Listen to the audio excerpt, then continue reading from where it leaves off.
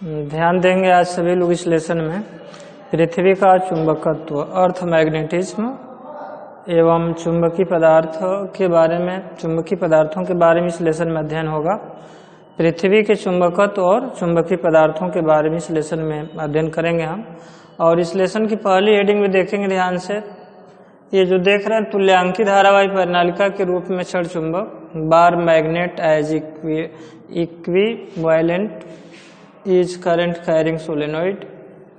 इस हेडिंग में ध्यान देंगे, इसमें एक हम लेंगे धारावाही परिनालिका लेंगे। तो धारावाही परिनालिका क्षण चुंबक की भांति व्यवहार करती है। तो क्षण चुंबक का हम दिखाए थे चुंबकीय आघूर्ण, और उसके कारण चुंबकीय क्षेत्र भी हम बताए थे तुम लोगों को। तो इसमें देखेंगे ये धारावाही जो परिनालिका है कैसे क्षण चुंबक की भांति व्यवहार करती है। तो हम प्रयोग द्वारा भी देखे हैं। यदि धारावाही परिनालिका को पृथ्वी के चुंबकीय क्षेत्र में, कहने का मतलब धारावाही परिनालिका को पृथ्वी के पास जब हम स्वतंत्रता पूर्वक लटकाते हैं तो वह सदैव उत्तर दक्षिण दिशा में ठहरती है, जिससे हम पता करते हैं कि वह धारावाही परिनालिका क्षण चुंबक की भांति व्यवहार करता है, क्योंकि क्षण चुंबक को भी स्वतंत्रता पूर्वक लटकाने पर वह उत्तर दक्षिण दिशा में ही ठहरता है, और धारावाही परिनालिका को जब लटकाते हैं स्वतंत्रता पूर्वक तो वह भी उत्तर दक्षिण दिशा में ही ठहरता है। तो प्रयोग द्वारा भी देखा गया कि धारावाही परिनालिका क्षण चुंबक की भांति व्यवहार करती है। तो आज हम दिखाना चाहेंगे इस हेडिंग में कि धारावाही जो परिनालिका है वह क्षण चुंबक की भांति कैसे कार्य करती है। तुल्यांकी धारावाही परिनालिका के रूप में आज क्षण चुंबक को, तो क्षण चुंबक का देखे थे, क्षण चुंबक के चुंबकीय आघूर्ण को भी हम बताए थे, और क्षण चुंबक के कारण उत्पन्न चुंबकीय क्षेत्र को भी बताया गया था। तो इसमें देखो परिनालिका का मतलब तार के फेरे लगे होते हैं, और चूंकि धारावाही है तो उसमें धारा प्रवाहित करेंगे तो चुंबकीय क्षेत्र उत्पन्न होगा। तो देखो इसमें हम मान लेंगे, माना कि ये त्रिज्या और 2L लंबाई की एक बेलनाकार परिनालिका है, बेलन के आकार की परिनालिका है। इसकी त्रिज्या मान लेंगे, इसकी त्रिज्या मान लेंगे A, और इसकी लंबाई को 2L मानेंगे। ये जो परिनालिका की लंबाई है उसको 2L मान लेंगे, और इस परिनालिका के मध्य बिंदु O से मान लेंगे कि R मीटर की दूरी पर इस परिनालिका की अक्ष पर ही कोई बिंदु P है, जहां पर हमें चुंबकीय क्षेत्र B का अध्ययन करना है। अब ये देख रहे हैं ये तो दूरी R माना जाए, और यहाँ जो परिनालिका की एक अति सूक्ष्म हम लंबाई लेंगे, और ये लंबाई जो होगी dx होगी। dx धारावाही परिनालिका है जिसकी दूरी केंद्र मध्य बिंदु O से x है, मध्य बिंदु O से x माना गया है। अब ये जान रहे हैं कि बिंदु O से इधर जो परिनालिका का सिरा होगा -L पर होगा, और जब इधर दूरी लेंगे तो ये हो जाएगा +L, 2L हो जाएगा। तो ये मूल बिंदु होगा, मूल बिंदु पर लेंगे तो -L इधर और इंटीग्रल लेंगे। अभी तो यहाँ देख रहे हैं कि अति सूक्ष्म हम परिनालिका की लंबाई dx लिए हैं, तो उसके कारण हम चुंबकीय क्षेत्र देखेंगे जो कि अति सूक्ष्म होगा। तो अब यहाँ से जब दूरी देखेंगे, यहाँ से दूरी dx से दूरी देखेंगे p की, तो dx से p की जब दूरी देखेंगे तो r में से x को हटाना पड़ेगा, और ये होगा r - x। अब देखो ये जो dx लंबाई की एक परिनालिका है उसको हम वृत्ताकार धारावाही लूप मान सकते हैं, जिसके कारण चुंबकीय क्षेत्र बताया गया है। dx जो वृत्ताकार धारावाही लूप है उसके कारण हम चुंबकीय क्षेत्र बता चुके हैं, जिसमें तार के फेरे लगे होंगे, ध्यान देंगे। तो इसमें ध्यान देंगे, माना कि परिनालिका की एकांक लंबाई, परिनालिका की एकांक लंबाई में फेरों की संख्या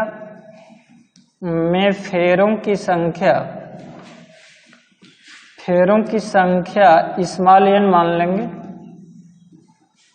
तो 2L लंबाई में फेरों की कुल संख्या कितनी होगी, तो ध्यान देंगे 2L लंबाई में फेरों की कुल संख्या, 2L लंबाई में फेरों की कुल संख्या, फेरों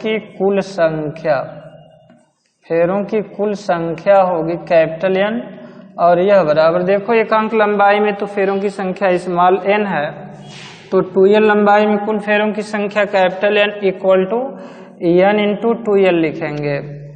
अब देखो dx धारावाही परिनालिका, मतलब dx लंबाई की धारावाही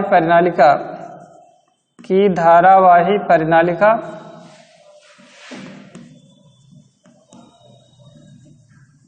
अर्थात इसको हम जो देख रहे हैं अति सूक्ष्म है dx, तो वह वृत्ताकार धारावाही लूप होगा, अर्थात वृत्ताकार धारावाही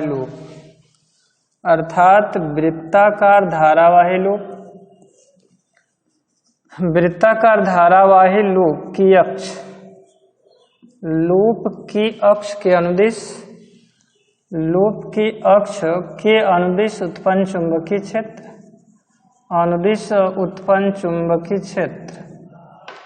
उत्पन्न जो चुंबकीय क्षेत्र होगा, मैग्नेटिक फील्ड होगा, चुंबकीय क्षेत्र, ये डेल्टा बी इक्वल्स टू होगा, ध्यान देंगे ये naught mu into capital N की जगह पर n 2l, तो mu 0 n i A square होता है, तो into I A square upon 2, और ब्रैकेट में ध्यान देंगे 2, ब्रैकेट में होगा ए स्क्वायर प्लस वो जो दूरी देख रहे हैं r माइनस एक्स का होल स्क्वायर, और इसकी घाते 3/2 होता है।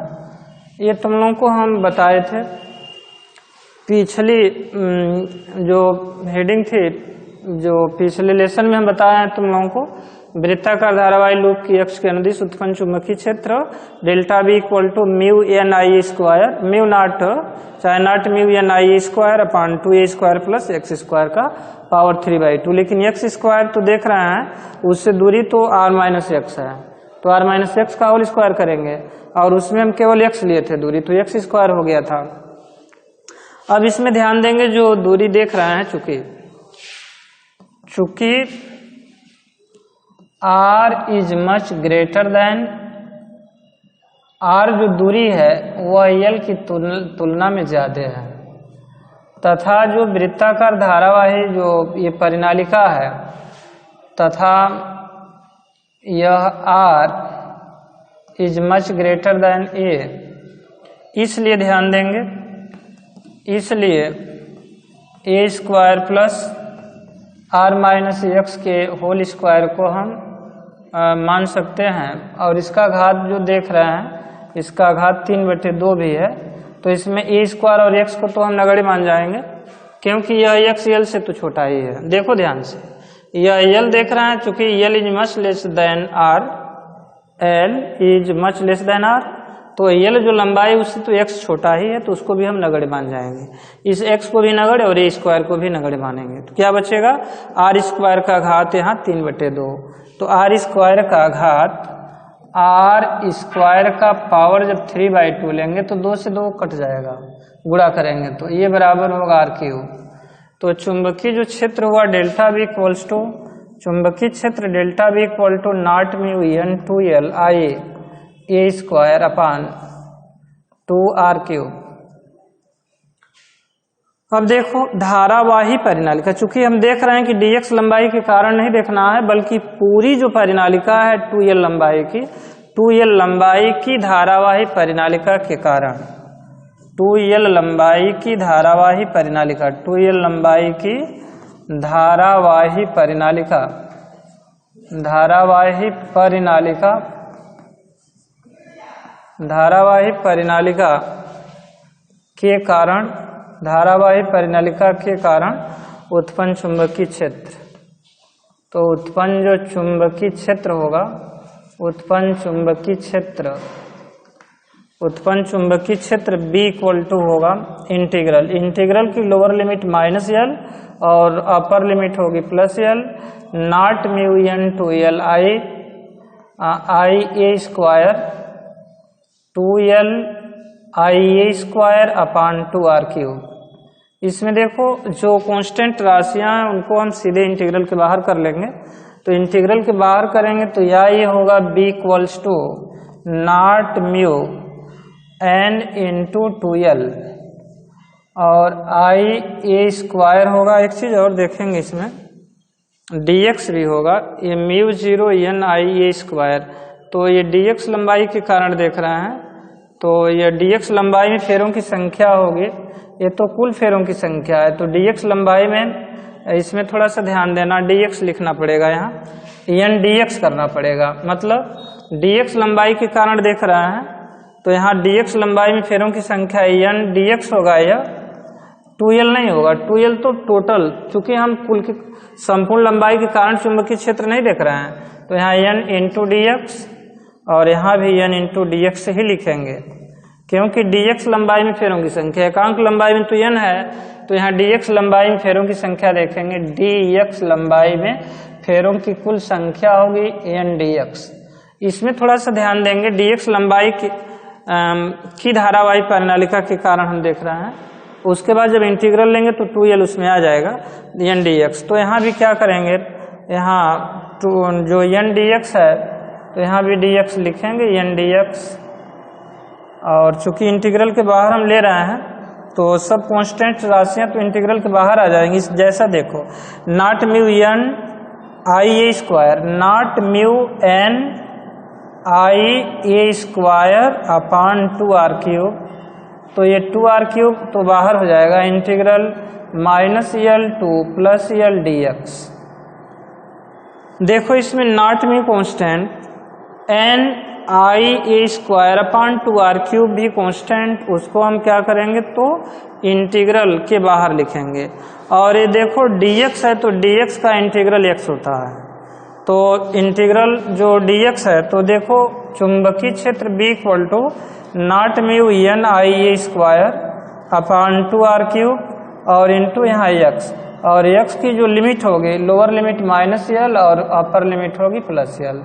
चूंकि देखो इंटीग्रल dx होता है x, और अपर लिमिट में से लोअर लिमिट को हटाया जाता है, तो चुंबकीय क्षेत्र B इक्वल टू हुआ naught mu n I A square upon 2r cube upon 2r cube और इंटू x के जगह पर अपर लिमिट l और माइनस l, तो ये माइनस माइनस प्लस हो जाएगा और l प्लस l 2l होगा।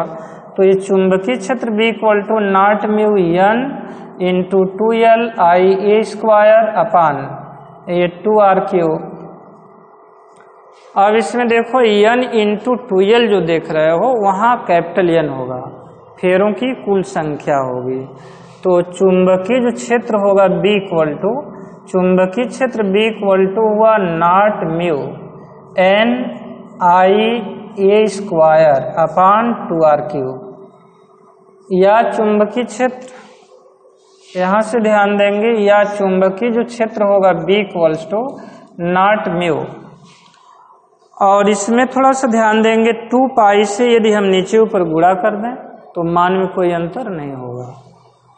तो not mu n I A square और इंटू 2 पाई, तो ऊपर जब 2 पाई से हम गुणा किए तो मान में अंतर न होने के लिए नीचे भी 2 पाई से हमें गुणा करना पड़ेगा। तो यहाँ जब 2 है, 2 पाई से गुणा करेंगे तो ये 4 पाई हो जाएगा, 4 पाई r क्यूब। अब इसमें देखो ये 2 तो रहेगा, और n आई जो देख रहे हैं पाई ए स्क्वायर, तो ए स्क्वायर तो देख रहे हैं त्रिज्या है, अब पाई का गुणा करेंगे तो ये अनुप्रस्थ क्षेत्रफल हो जाएगा ए। चुंबकीय क्षेत्र B इक्वल टू हुआ, चुंबकीय क्षेत्र B equal to naught mu और n आई और यहाँ पाई ए स्क्वायर तो लिखा जा और इंटू यहाँ 2 लिख दिया जा, और अपान ये हुआ 4 pi r cube, 4 pi r cube, या चुंबकीय क्षेत्र B equal to naught mu upon 4 pi और इंटू देखो यहाँ 2n आई ए हो जाएगा। ए का मतलब पाई स्क्वायर त्रिज्या है, पाई गुणे त्रिज्या का वर्गीय होगा क्षेत्रफल, और अपान ये हुआ r क्यूब, या चुंबकीय क्षेत्र B equal to naught mu upon 4 pi into naught mu upon 4 pi into 2m upon r cube. तुम लोगों को छड़ चुंबक के कारण अक्षीय स्थिति में चुंबकीय क्षेत्र की तीव्रता का यह सूत्र दिया गया था, जहां m इक्वल टू, ध्यान देंगे, m इक्वल टू NIA चुंबकीय द्विध्रुव आघूर्ण, चुंबकीय द्विध्रुव आघूर्ण, मैग्नेटिक डाइपोल है, चुंबकीय द्विध्रुव आघूर्ण, चुंबकीय द्विध्रुव आघूर्ण। इस तरह से कहने का मतलब ये जो चुंबकीय क्षेत्र है B इक्वल टू देख रहे हैं not mu upon 4 into 2m upon r cube, तो ये जो धारावाही परिनालिका है वह भी क्षण चुंबक की भांति व्यवहार करती है, क्योंकि क्षण चुंबक के कारण अक्षीय स्थिति में हम चुंबकीय क्षेत्र की तीव्रता इतना, इसके पहले हम बता चुके हैं, वही यहाँ भी आ रहा है। इसलिए हम इस धारावाही परिनालिका को क्षण चुंबक के रूप में हम प्रयोग में लाते हैं, क्षण चुंबक की भांति व्यवहार करती है। इसके बाद देखेंगे, थोड़ा ध्यान देना, चुंबकीय बल रेखाएं। तो चुंबकीय बल रेखाएं क्या है, चुंबकीय बल रेखाओं का गुण क्या है, प्रॉपर्टीज क्या है।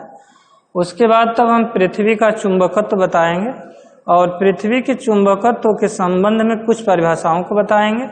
उसके बाद तब चुंबकीय पदार्थों की स्पष्ट हम व्याख्या करेंगे कि कितने प्रकार के चुंबकीय पदार्थ पाए जाते हैं और उनका बाह्य चुंबकीय क्षेत्र का प्रभाव क्या होता है, चुंबकीय आघूर्ण क्या होता है, कैसे चुंबक का गुण आता है, सब इसमें देखेंगे। तो देखो, चुंबकीय जो क्षेत्र होता है, चुंबकीय क्षेत्र का मतलब चुंबक के चारों ओर का वह क्षेत्र जिसमें अन्य कोई चुंबकीय पदार्थ चुंबकीय बल का अनुभव करता है, वो तो कहलाता है चुंबकीय क्षेत्र। लेकिन चुंबकीय बल रेखाएं क्या है, तो चुंबकीय बल रेखाएं जो हैं वे काल्पनिक निष्कोण वक्र जो चुंबकीय क्षेत्र का अविरत प्रदर्शन करती हैं, वे रेखाएं चुंबकीय बल रेखाएं कहलाती हैं। वे रेखाएं जो चुंबकीय क्षेत्र की दिशा का अविरत प्रदर्शन करती हैं, बतलाती हैं, उन रेखाओं को ही चुंबकीय बल रेखा कहते हैं। ये रेखाएं सदैव चुंबक के उत्तरी ध्रुव से, नॉर्थ पोल से निकलकर साउथ पोल में, दक्षिणी ध्रुव में प्रवेश करते हुए पुनः उत्तरी ध्रुव पर आ जाती हैं, नॉर्थ पोल पर आ जाती हैं। मतलब ये चुंबकीय जो बल रेखाएं हैं बंद निष्कोण वक्र बनाती हैं। चुंबक के अंदर ये रेखाएं समानांतर होती हैं, जिसके आधार पर हम बताते हैं कि चुंबक के अंदर चुंबकीय क्षेत्र समान होता है और चुंबक से बाहर जैसे जैसे हम बढ़ते जाते हैं तो चुंबकीय क्षेत्र घटता जाता है। ये भी देखा गया चुंबकीय बल रेखाओं को खींचते समय कि ध्रुवों के पास, पोल के पास चुंबकीय बल रेखाएं पास पास होती हैं और ध्रुवों से जैसे जैसे दूरी बढ़ती है वैसे वैसे उनके बीच की दूरी बढ़ती जाती है। मतलब ध्रुवों पर चुंबकीय क्षेत्र प्रबल होता है और दूरी जैसे जैसे बढ़ेगा वैसे वैसे चुंबकीय क्षेत्र का मान घटता जाएगा। ये जो रेखाएं हैं चुंबकीय बल रेखाएं एक दूसरे को कहीं नहीं काटती। यदि ये एक दूसरे को काटती तो वहाँ दो स्पर्शी रेखा खींची जाती और इस तरह से चुंबकीय बल की दिशा का, चुंबकीय बल रेखाओं की चुंबकीय क्षेत्र की दिशा दो हो जाती, जो कि असंभव है, ऐसा नहीं होता।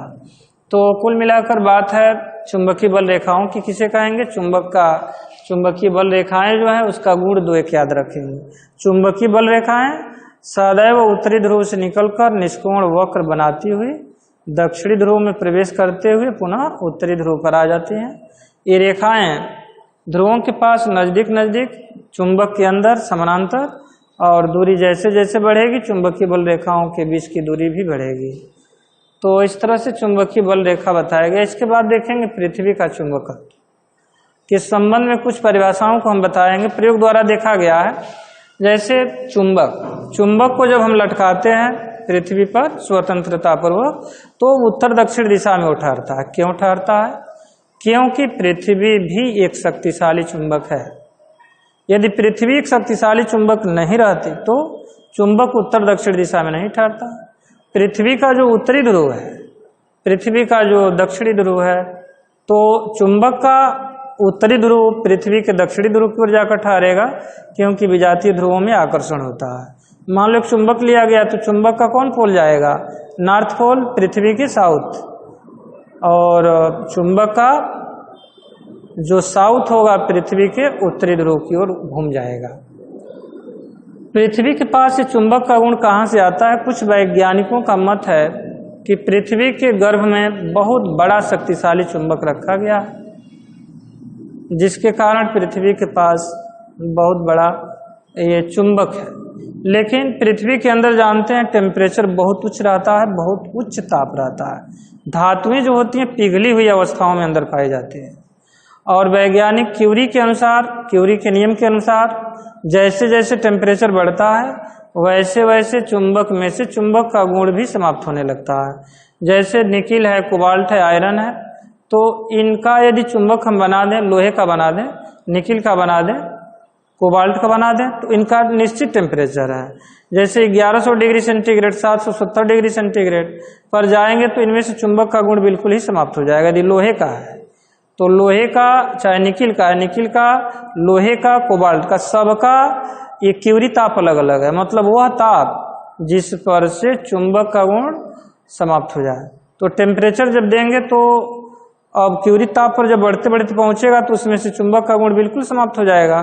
तो पृथ्वी के अंदर तो बहुत टेम्परेचर है, उतने ऊंचे तापों पर पृथ्वी के अंदर कोई चुंबक का होना संभव नहीं है, इसलिए ये मान्य नहीं किया गया। कुछ वैज्ञानिक कहते हैं कि पृथ्वी के वायुमंडल में संवहन धाराएं बहती हैं और संवहन धाराओं के कारण, चूंकि जानते हैं पृथ्वी के वायुमंडल में गैसें हैं आयनित अवस्था में, तो आयनों के चलने के कारण जब धाराएं बहेंगी, आयनित होगा तो उससे धारा बहेगी, और धारा बहेगी तो धारा के कारण चुंबकीय क्षेत्र। लेकिन अभी तक सही प्रमाण पृथ्वी के चुंबकत्व के संबंध में नहीं मिला है। देखो, चुंबक के पास जैसे दो ध्रुव पाए जाते हैं तो पृथ्वी के पास भी दो ध्रुव पाए जाते हैं। एक पृथ्वी का उत्तरी ध्रुव होता है और पृथ्वी का क्या होता है? दक्षिणी ध्रुव। तो ध्रुवों, जो ध्रुव होते हैं, ध्रुवों को मिलाने वाली रेखा अक्ष कहलाती है। तो पृथ्वी जिस अक्ष के परितः घूर्णन करती है वह तो कहलाता है, जानते हैं, भौगोलिक अक्ष। तो पृथ्वी के पास दो तरह का अक्ष होता है, एक भौगोलिक अक्ष होता है और एक चुंबकीय अक्ष होता है। ये जो अक्ष होते हैं एक दूसरे से कुछ कोण बनाते हैं, 11.5 अंश का कोण बनाते हैं। तो पृथ्वी के पास 4 ध्रुव हो जाते हैं, एक भौगोलिक उत्तरी ध्रुव होता है, भौगोलिक दक्षिणी ध्रुव होता है, और एक चुंबकीय उत्तरी ध्रुव होता है और एक चुंबकीय दक्षिणी ध्रुव होता है। तो चुंबकीय ध्रुवों को मिलाने वाली रेखा चुंबकीय अक्ष और भौगोलिक ध्रुवों को मिलाने वाली रेखा भौगोलिक अक्ष कहलाती है। ये अक्षें या जो ध्रुव होते हैं, चुंबकीय उत्तरी ध्रुव और भौगोलिक उत्तरी ध्रुव, दोनों एक जगह नहीं होते, कुछ हट के होते हैं, 11.5 डिग्री का एंगल बनता है। तो पृथ्वी का जो चुंबकीय क्षेत्र है, बताएंगे पृथ्वी के चुंबकीय क्षेत्र को 2 घटकों में वियोजित भी करेंगे। यहाँ ध्यान देंगे, पृथ्वी के चारों ओर का वह क्षेत्र जिसमें चुंबकीय पदार्थ चुंबकीय बल का अनुभव करता है वही होता है चुंबकीय क्षेत्र। लेकिन पृथ्वी के पास एक चुंबकीय यामोत्तर और एक भौगोलिक यामोत्तर होता है। चुंबकीय अक्ष होता है, चुंबकीय निरक्ष भी होता है। तो चुंबकीय अक्ष क्या होगा, भौगोलिक अक्ष क्या होगा? तो अभी हम बताएं कि चुंबकीय ध्रुवों को मिलाने वाली रेखा चुंबकीय अक्ष और भौगोलिक ध्रुवों को मिलाने वाली रेखा भौगोलिक अक्ष। भौगोलिक अक्ष के लंबवत गुजरने वाले तल को भौगोलिक यामोत्तर और चुंबकीय अक्ष के लंबवत गुजरने वाले तल को चुंबकीय अक्ष कहते हैं। पृथ्वी के तल पर जब चुंबकीय सुई को लेकर चलते हैं तो जिन 2 स्थानों पर पृथ्वी चुंबकीय क्षेत्र के कारण लंबवत हो जाती है, ऊर्ध्वाधर हो जाती है, वही कहलाते हैं चुंबकीय ध्रुव। वही क्या होता है? चुंबकीय ध्रुव होता है। चुंबकीय निरक्ष भी होता है। चुंबकीय निरक्ष का मतलब चुंबकीय सुई, कहने का मतलब पृथ्वी जो है उसको एक क्षैतिज वृत्त में काटती है। चुंबकीय सुई जो जिन स्थानों पर क्षैतिज हो जाती है, समांतर हो जाती है, वह निरक्ष कहलाता है। तो इसमें देखो, दिक्पात और नतिया नमन भी कोण आएगा।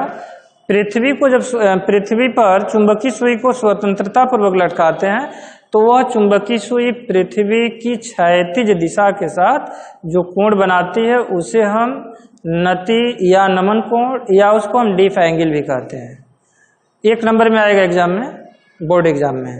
तो चुंबकीय सुई चुंबकीय क्षेत्र में क्षेत्र की दिशा से, क्षैतिज दिशा से चुंबकीय सुई को स्वतंत्रता पूर्वक लटकाने पर क्षितिज मतलब क्षैतिज दिशा के साथ जो कोण बनाती है उसको नति या नमन कोण, डीप एंगल।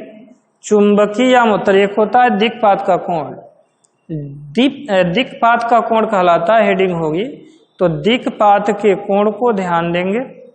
चुंबकीय यामोत्तर जिसकी परिभाषा अभी हम बताए, भौगोलिक यामोत्तर की भी परिभाषा बताए हैं। तो चुंबकीय यामोत्तर और भौगोलिक यामोत्तर के बीच बनने वाले कोण को कहा जाता है दिक्पात का कोण, उसे अल्फा से दिखाया जाता है, नति या नमन कोण को थीटा से। तो नति या नमन कोण चाहे डीप एंगल नति या नमन कोण एक ही है। चुंबकीय सुई क्षैतिज के साथ जो कोण बनाती है नति या नमन कोण। चुंबकीय यामोत्तर और भौगोलिक यामोत्तर के बीच बनने वाले कोण को क्या कहेंगे, तो दिक्पात का कोण कहेंगे, इसे अल्फा से दिखाया जाता है। अब देखेंगे पृथ्वी के चुंबकीय क्षेत्र के क्षैतिज व ऊर्ध्व घटक, एक हेडिंग है न्यूमेरिकल क्वेश्चन के लिए इंपॉर्टेंट।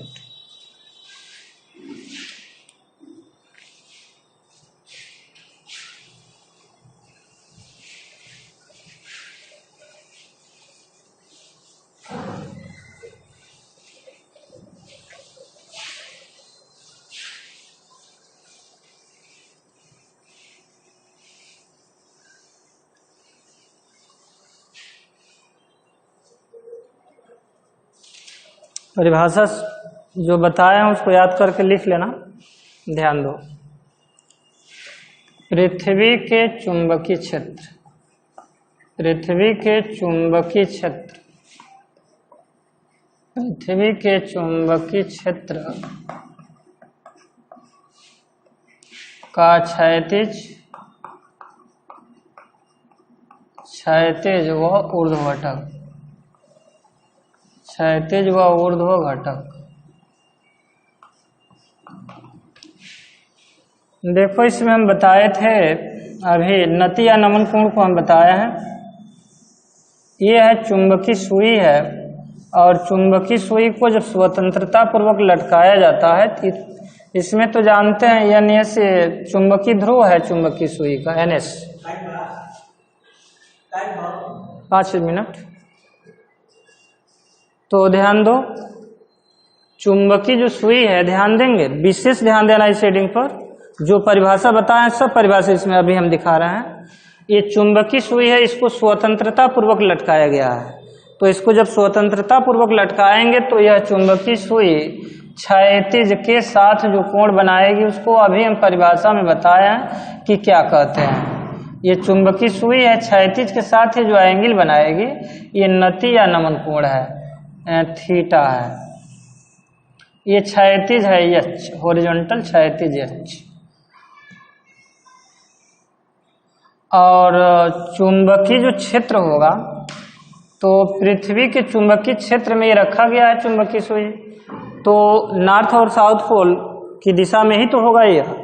तो BE जो होगा चुंबकीय क्षेत्र, जो BE होगा पृथ्वी का जो चुंबकीय क्षेत्र उसी की दिशा में चुंबकीय सुई ठहरेगी।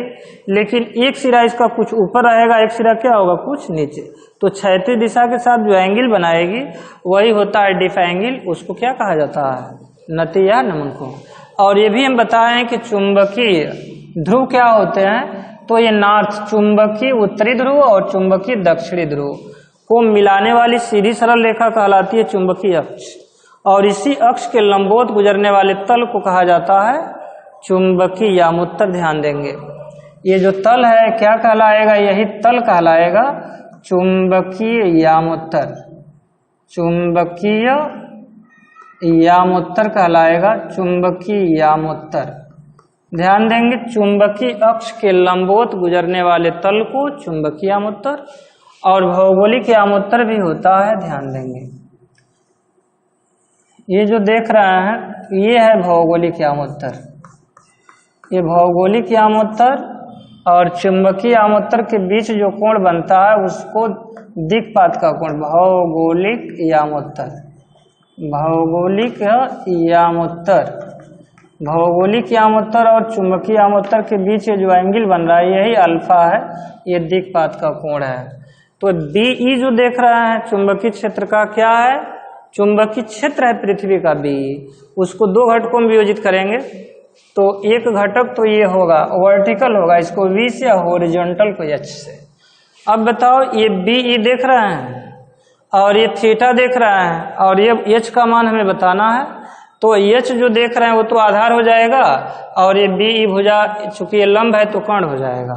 क्या लेंगे? पृथ्वी के चुंबकीय क्षेत्र को दो घटकों में वियोजित करने पर पृथ्वी के चुंबकीय क्षेत्र, पृथ्वी के चुंबकीय क्षेत्र, पृथ्वी के चुंबकीय क्षेत्र BE को दो घटकों में वियोजित करने पर, दो घटकों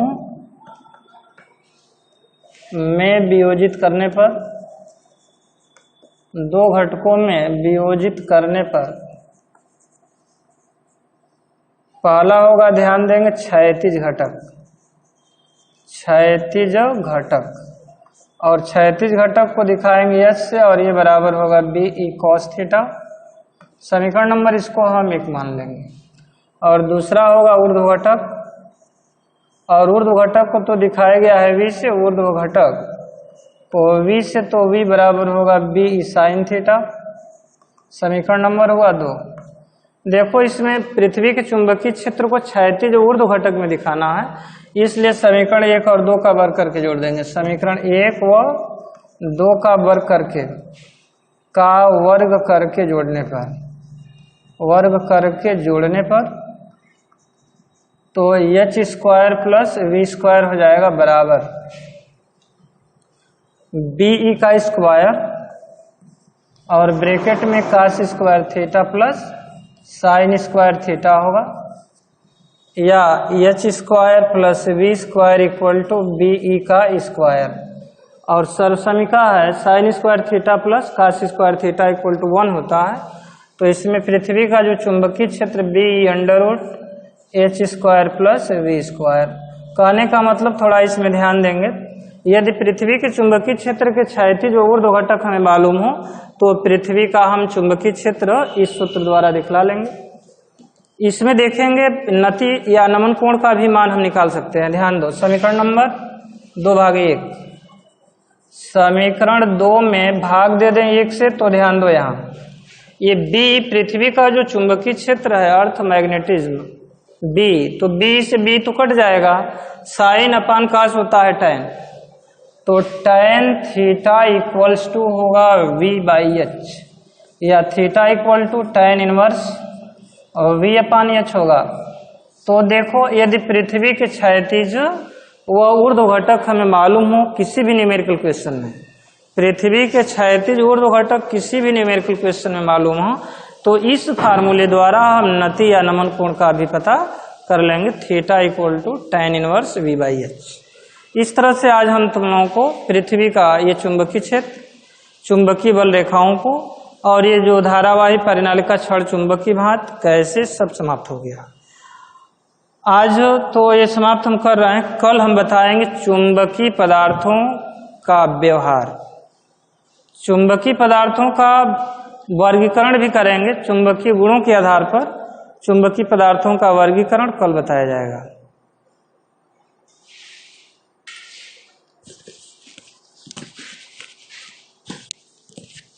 इसको बंद कर दो।